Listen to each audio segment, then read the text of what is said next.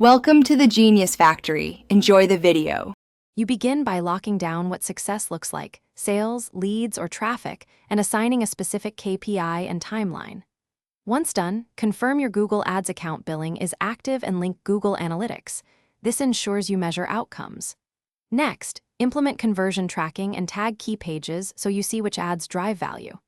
Now choose the campaign type, search for intent, display for awareness, shopping for product listings, or video for storytelling. Then move to audience and keyword selection with that goal in mind. You now build a disciplined account structure.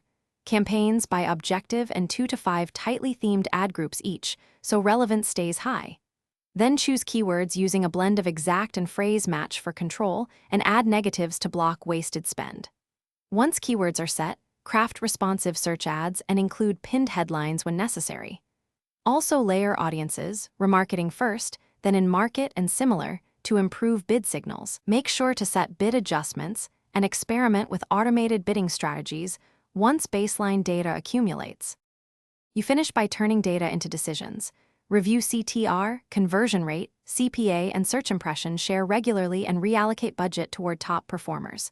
Once enough data exists, a/B test creative and landing pages on a 2 to 4 week cadence. Pause low performers and scale winners. If results stall, check automated bidding signals, budget caps, and landing page load times.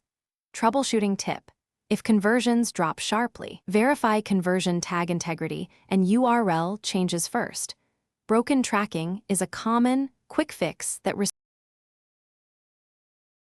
Thanks for watching. If you found this helpful, don't forget to like and subscribe.